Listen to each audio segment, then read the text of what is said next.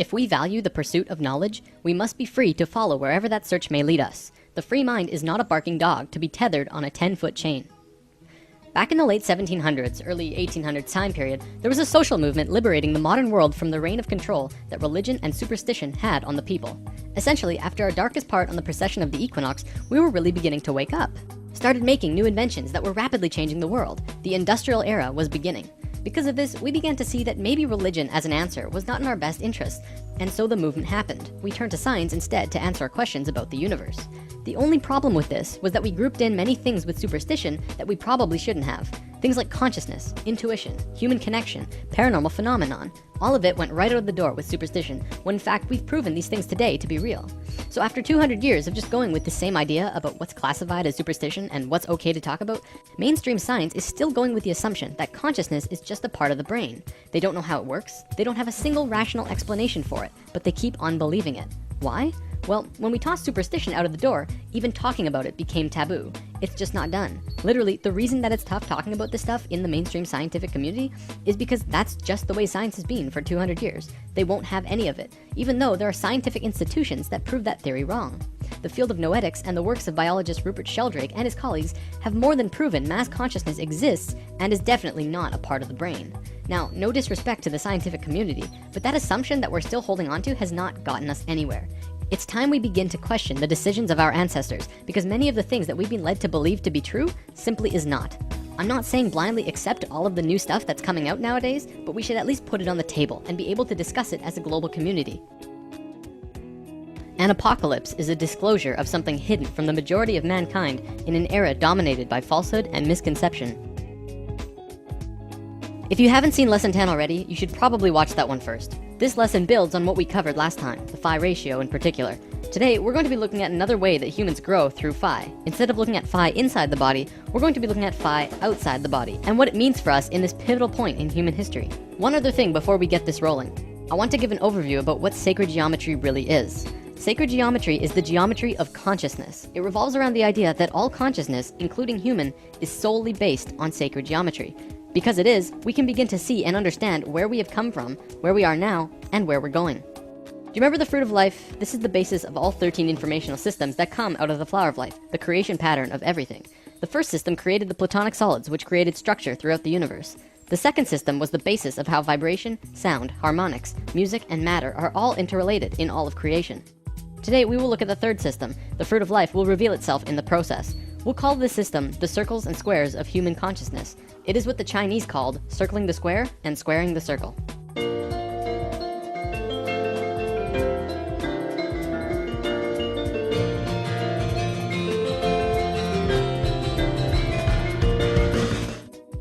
Remember when we discussed the platonic solids in lesson 6?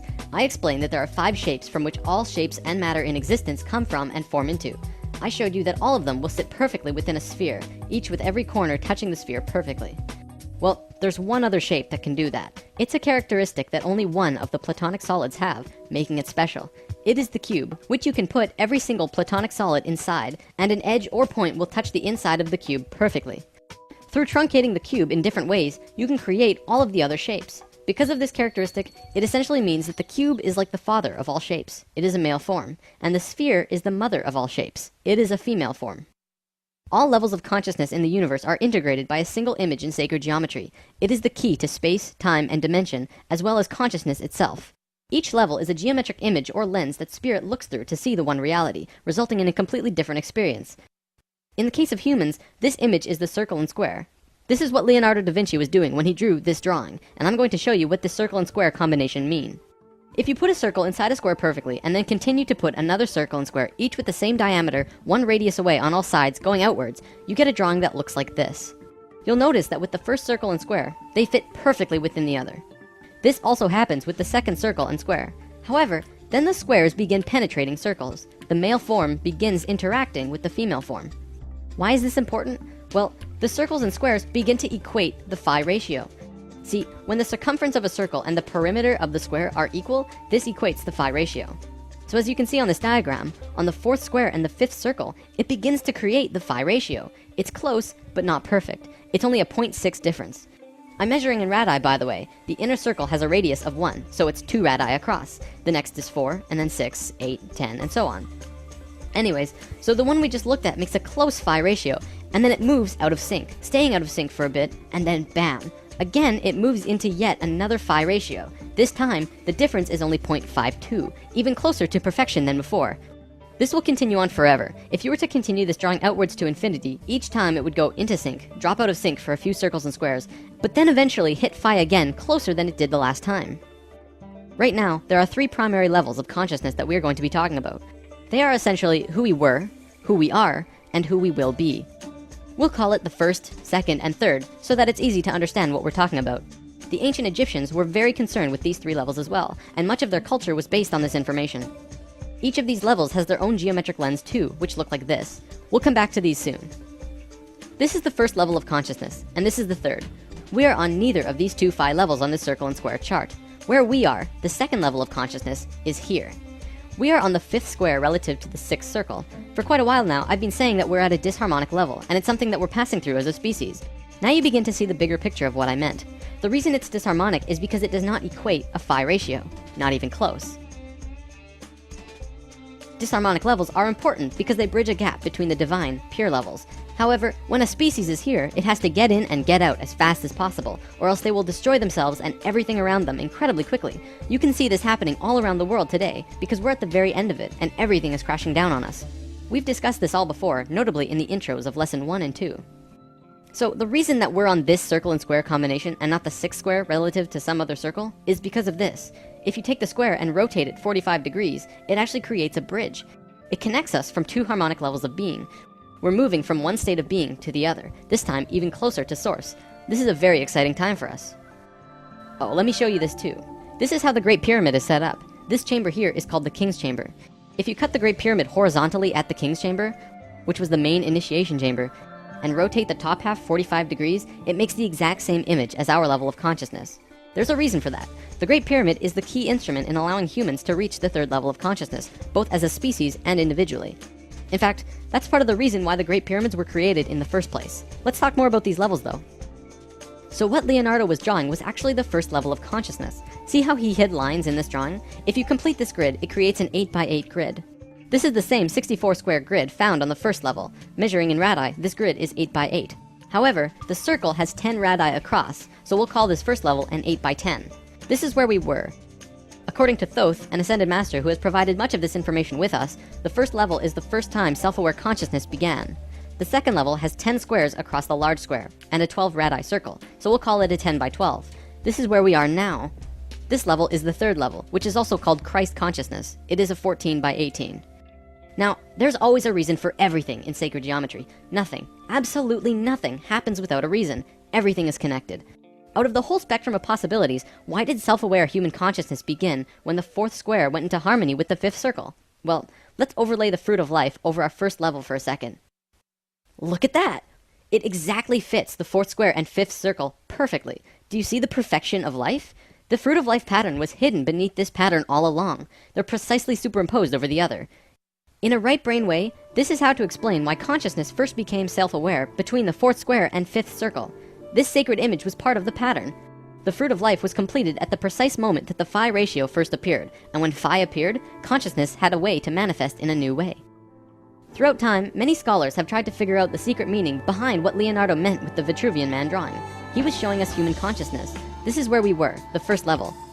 There is a man who did draw our level though. Da Vinci was studying the works of a man named Vitruvius, who lived 1400 years before Da Vinci, hence the name Vitruvian Man. Vitruvius actually drew his own drawing of consciousness as well, and this is what it looked like. The circle and squares in this one are hidden, less obvious than the Da Vinci drawing. Regardless, they're there, and this is the current circle and square combination around our bodies. This drawing also contains the exact proportions of the Merkaba, which is an important energy system outside of the body, similar to how chakras are an energy system inside the body. This image also contains the diamond that perfectly contains the man from head to feet. This is the same image we saw in the consciousness chart, as well as the Great Pyramid.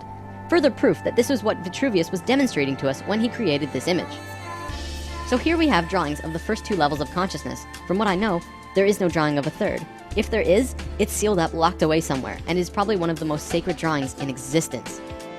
Alright, I know talking about geometry all the time can be a little daunting. So many circles and ratios and everything. If this is something you want to learn more about, I am providing the Flower of Life books and PDFs in the comments. This information is found at the very beginning of Volume 2, and much, much more.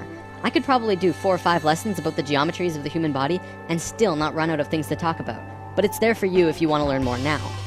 For the last portion of today's lesson, we're going to talk about some recent findings in modern science. As we just saw in the geometry, we are currently in a disharmonic state of being, but we are just about done with it. In doing so, we are moving into a new state of being.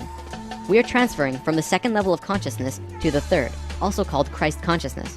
If we look at evolution in Earth's history, we always seem to make random jumps. There are always missing links in the evolutionary chain. Scientists say that we just haven't found all the fossils, and creationists say that God did it, and therefore it's part of some divine plan. But looking at what we just learned about consciousness, does it not make sense that evolution and creationism are just two sides of the same coin? Consciousness moves through different states of being, constantly moving closer and closer to divinity, to Phi. Every time it reaches a new stage, it makes a rapid biological change into something new, like what we're doing now. This is what the ancient Egyptians called resurrection, which we mentioned in lesson 7. So, if we're really going through an evolution of consciousness, what's happening inside of us? Surely, this would mean that there are also biological changes happening to us at our core level, right? Does modern science see any big changes that they're afraid to tell the general public because they think it will cause a panic? Short answer, yes. Long answer, we are changing. Right now, as you're watching this, your DNA is mutating. See, in the last few months, modern medicine has finally accepted publicly that a child was born with 3 DNA strands rather than 2.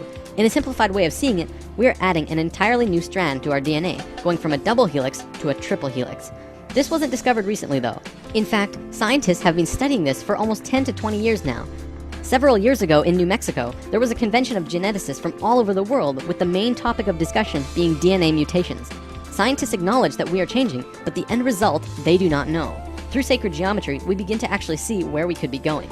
With 12 strands activated, you have 10 times as much information available to you than you do with just 2 strands, as we do now.